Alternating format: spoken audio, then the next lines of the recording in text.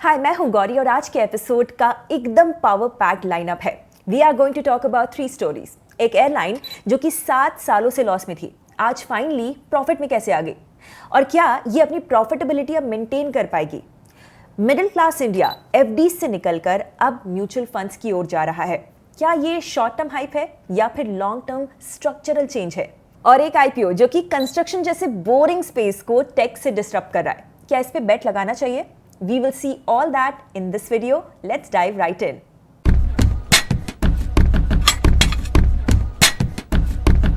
SpiceJet ने हाल ही में अपना Q4 का रिजल्ट अनाउंस किया है जो कि काफी इंटरेस्टिंग है। कंपनी ने इस क्वार्टर में 325 करोड़ रुपीस का प्रॉफिट दिखाया। That's almost 3x jump from last years 119 crore rupees. But इससे भी ज्यादा इंपॉर्टेंट ये है कि पूरे साल का प्रॉफिट 58 करोड़ रुपीस रहा and this is a big deal. That's because 7 सालों में स्पाइसजेट का ये पहला फुल ईयर प्रॉफिट है। एक जमाना था जब स्पाइसजेट लिटरली नोज डाइव कर रहा था। Financial problems, fuel cost pressure, operational issues, even उनका मार्केट शेयर भी गिर गया था और प्लेन्स की फ्लीट भी काफी कम हो गई थी। But now it is slowly climbing back. Notice करने वाली बात यह भी है कि स्पाइसजेट का Q4 रेवेन्यू पिछले साल के कंपैरिजन में एक्चुअली कम हुआ है। FY24 के Q4 में रेवेन्यू 1719 करोड़ रुपीस था, लेकिन इस बार सिर्फ 1400 करोड़ के आसपास। That's 16% dip on year basis और इसका मेन रीजन है ASKM यानी कि अवेलेबल सीट पर किलोमीटर्स, जो कि बेसिकली मेजर ये करता है कि एयरलाइन ने टोटल कितना सीट कैपेसिटी ऑफर किया, वो ईयर 29% कम हो गया। ऑल्सो एयरलाइन लोड फैक्टर भी 92% से 88% पे आ गया। इसका मतलब स्पाइसजेट ने कम सीट्स ऑफर की और उनमें से भी थोड़ा कम फिल हुआ, तो टॉप लाइन थोड़ी कमजोर थी। But despite the fall in revenue, last year Q4 के रुपीस 409 करोड़ के लॉस के कंपैरिजन में इस बार ईयर 58 करोड़ रुपीस का प्रॉफिट रहा और इसका मेन रीजन है cost per control. Fuel cost जो कि एविएशन इंडस्ट्री का सबसे बड़ा खर्चा होता है, वो Q4 में 33% गिर गया। 745 करोड़ रुपीस से सीधा 494 करोड़ रुपीस और पूरे साल के लिए फ्यूल बिल 900 करोड़ से ज्यादा कम हुआ है। उसी के साथ मेंटेनेंस और एयरपोर्ट चार्जेस भी 20 से 22% तक नीचे आए हैं। इससे Q4 प्रॉफिट में रहा। Apart from financial results, SpiceJet पे एक और बड़ा अपडेट है। नाउ कार्लाइल एविएशन के साथ स्पाइसजेट ने एक major aircraft lease restructuring agreement sign किया है, जिसमें स्पाइसजेट अराउंड $121 मिलियन का लीज कमिटमेंट रीस्ट्रक्चर करेगा। इस मूव से बैलेंस शीट थोड़ी सी क्लीन होगी और लीजिंग प्रेशर भी कम हो सकता है। लेकिन स्पाइसजेट के टर्न अराउंड का मतलब सिर्फ एक कंपनी की कहानी नहीं है, ये इंडिया के एविएशन सेक्टर की भी लार्जर पिक्चर दिखाता है। इंडिया में air travel demand consistently grow कर रही है। मिडिल क्लास अब प्लेन्स को एज अ नेसेसिटी देखने लग गया है, लग्जरी नहीं। लोड फैक्टर्स हाई हैं, रूट्स बढ़ रहे हैं और गवर्नमेंट भी रीजनल कनेक्टिविटी पे काम कर रही है।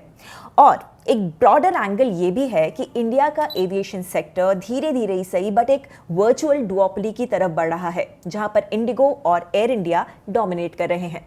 इस बीच अगर स्पाइसजेट जैसे तीसरे प्लेयर का रिवाइवल होता है तो वो इंडस्ट्री के लिए हेल्दी कंपटीशन लाता है और कंज्यूमर्स के लिए भी बेटर फेयर्स एंड सर्विसेज का सिग्नल है। और हाँ, इन्वेस्टर्स के लिए भी ये इंपॉर्टेंट है। स्पाइसजेट इंडिया के सिर्फ 2 लिस्टेड एयरलाइन स्टॉक्स में से एक है। अगर आप एविएशन ग्रोथ स्टोरी में बेट लेना चाहते हैं तो ये एक ओपन मार्केट अपॉर्चुनिटी देता है। लेकिन चैलेंज भी है कि सेक्टर काफी फ्रेजाइल है। फ्यूल कॉस्ट वॉलेटिलिटी, लीजिंग का बर्डन और कैश फ्लो क्रंच।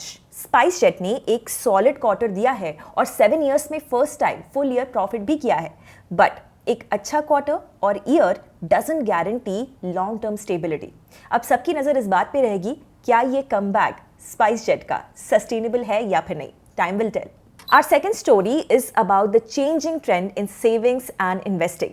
RBI के लेटेस्ट डेटा के हिसाब से इंडियन हाउस होल्ड्स FD से अब हटकर रिस्कियर ऑप्शंस जैसे कि म्यूचुअल फंड्स एंड स्टॉक्स की तरफ मूव कर रहे हैं। FY20 में जहां टर्म डिपॉजिट्स में 50% से ज्यादा शेयर हाउस होल्ड्स का होता था, FY25 के एंड तक वो शेयर 45.7% तक गिर गया है, जबकि सेविंग्स में हाउस होल्ड्स का शेयर 77% के अराउंड ही रहा।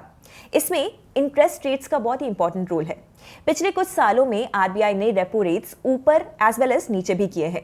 पहले कोविड के टाइम पे रेपो रेट 1.15% कट हुआ था, फिर 2.25% बढ़ा था और अब इस साल में 1% फिर से कट हुआ है। एफडी के इंटरेस्ट रेट्स रेपो रेट से डायरेक्टली लिंक्ड होते हैं और रेपो रेट्स में इंक्रीज या डिक्रीज से एफडी के इंटरेस्ट रेट्स भी इंक्रीज या डिक्रीज होते हैं। लेकिन after the recent 3 back to back rate cuts जो कि इस साल हुए हैं, एवरेज एफडी रिटर्न्स बहुत इंप्रेसिव नहीं रहे एंड दैट्स प्रोबेबली व्हाई लोग अल्टरनेटिव इन्वेस्टमेंट्स की तरफ मूव कर रहे हैं, स्पेसिफिकली म्यूचुअल फंड्स। एम्फी के डेटा के according as of April 2025 India में 23 crore mutual fund accounts active हैं एज कंपेयर टू 2021 जब ये नंबर 10 करोड़ के आसपास था। 23 करोड़ में से 91% इंडिविजुअल इन्वेस्टर्स हैं। म्यूचुअल फंड्स में भी स्पेसिफिकली इक्विटी एसेट क्लास में लोग इन्वेस्ट कर रहे हैं। इक्विटी म्यूचुअल फंड का टोटल AUM अप्रैल 2025 तक 69.5 लाख करोड़ रुपीस था और ये FY20 में सिर्फ 22 लाख करोड़ हुआ करता था, मतलब कि 3 गुना से ज्यादा ग्रोथ। ये सिर्फ मार्केट्स की ग्रोथ का कारण नहीं है, बट हाउस होल्ड्स की ग्रोइंग पार्टिसिपेशन के कारण भी है। आरबीआई के इकोनॉमिस्ट्स का ये कहना है कि फाइनेंशियल लिटरेसी बढ़ी है, लोगों को नए ऑप्शंस का अब नॉलेज है, फिनटेक एप्स ने भी इन्वेस्टिंग को सिंप्लीफाइड किया है। यूपीआई, डिजिटल केवाईसी, लो एंट्री बैरियर्स, ये सब ने इन्वेस्टिंग को एक्सेसिबल बनाया है, स्पेशली टियर 2 और टियर 3 सिटीज में। आरबीआई का एक और इंटरेस्टिंग स्टैट है, ऐसे हाउस होल्ड्स जो कि जीरो इन्वेस्टमेंट करते हैं, यानी कि कुछ इन्वेस्टमेंट नहीं करते, उनका नंबर ईयर ऑन ईयर कम हो रहा है।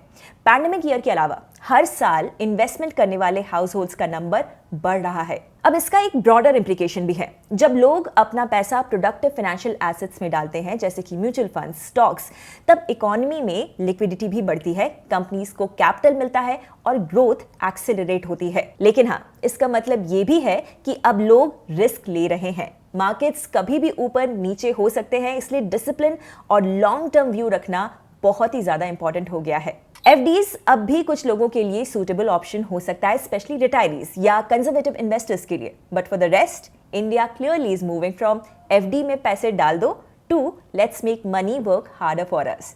तो आप क्या प्रेफर करते हैं, एफडी या म्यूचुअल फंड्स? चलिए बढ़ते हैं आगे। आज की लास्ट स्टोरी में we are going to talk about an IPO that has open today. Aris Infra Solutions Limited का आईपीओ जून 18 से जून 20 तक ओपन रहेगा और इसके शेयर्स एनएससी और बीएसई पे जून 25 को लिस्ट होने वाले हैं। बिफोर यू डिसाइड कि इस आईपीओ में इन्वेस्ट करना है या फिर नहीं, let's go through its details. Basically Aris Infra एक टेक ड्रिवन B2B कंपनी है जो कि कंस्ट्रक्शन मटेरियल प्रोक्यूरमेंट को डिजिटाइज कर रही है। मतलब कि सीमेंट, स्टील, आरएमसी, केमिकल्स, ये सब थोड़े कॉम्प्लेक्स टाइम टेकिंग प्रोक्यूरमेंट को एरिस इंफ्रा सुपर फास्ट और ट्रांसपेरेंट बनाता है। एक ही प्लेटफॉर्म से कस्टमर्स वेंडर सिलेक्ट कर सकते हैं, प्राइस एनालिसिस कर सकते हैं, डील डॉक्यूमेंट्स बना सकते हैं और डिलीवरी भी ट्रैक कर सकते हैं। ये कंपनी 2021 में ही शुरू हुई थी, बट 3 सालों में ये मुंबई, बेंगलुरु और चेन्नई जैसे सिटीज के 1075 पिन कोड्स में 14 मिलियन से ज्यादा मेट्रिक टन्स का मटेरियल डिलीवर कर चुका है।